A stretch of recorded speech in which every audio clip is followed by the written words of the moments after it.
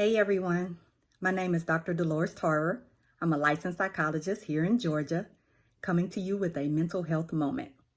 And today we will be talking about surviving social isolation. So at this point, you may have figured out whether or not you're an introvert or an extrovert or somewhere in the middle as an ambivert. And for you, your experiences may vary based on where you fall. Working from home for some people is a dream come true. They have more control over their environment. They don't have to deal with difficult co-workers. They don't have to interact with unhealthy bosses in the same way. And so for them, they feel like this experience has been good. They can get up, get on their computer, not have to put on any real clothes, be able to have the snacks that they want, and not have to fight over the bathroom, and they're feeling good. For some people, working from home has been very difficult because they feel like they can't unplug and they don't have the boundaries set up in place. People are constantly emailing, calling all throughout the day, whereas when they worked in a building, they didn't have those dynamics. They may also find that they miss interacting with their coworkers and that was something that allowed them to actually be more productive.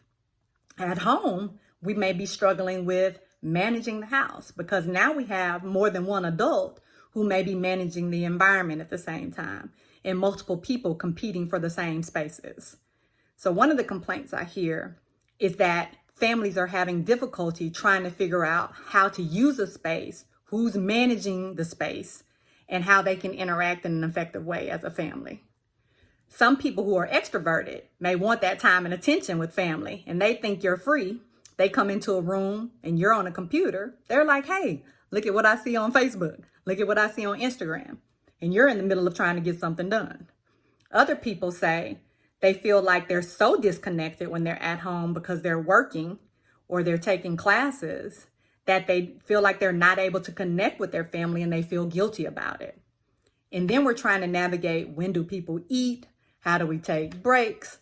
When are we going to do things as a family? So that can pose some challenges as well.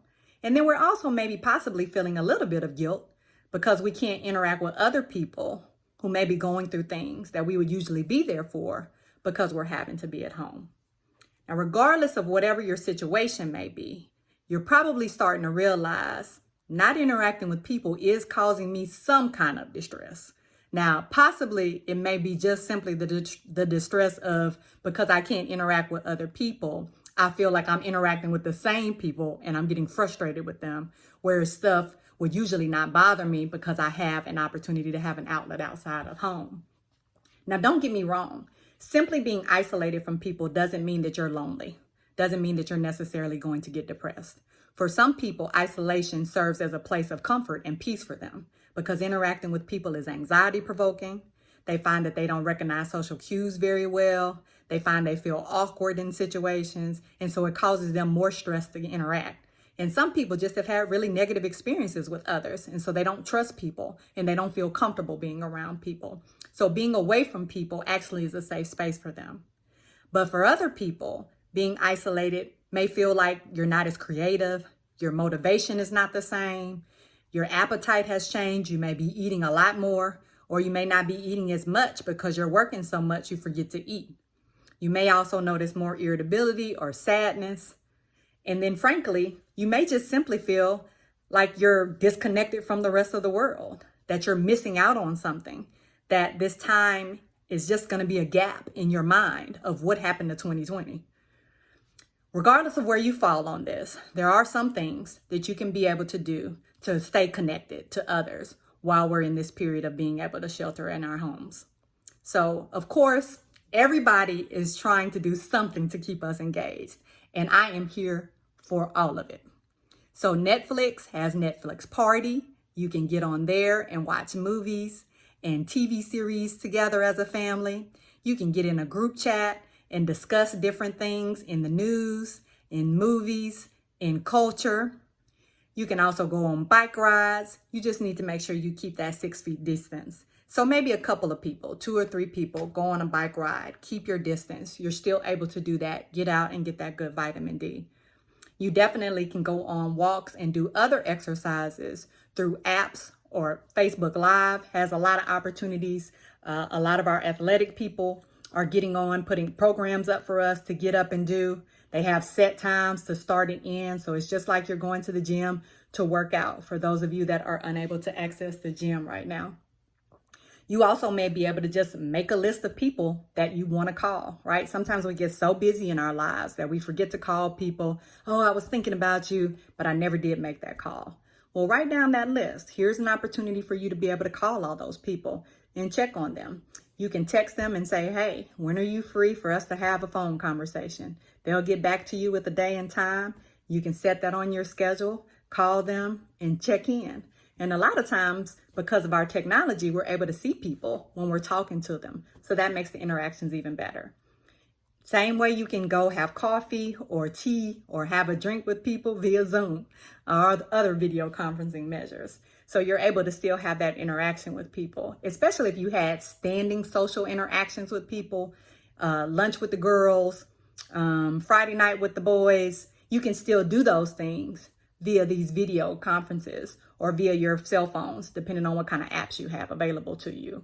So you don't have to cut those things out or stop them. You simply just have to alter them in a way that's going to be able to work for you and the other people.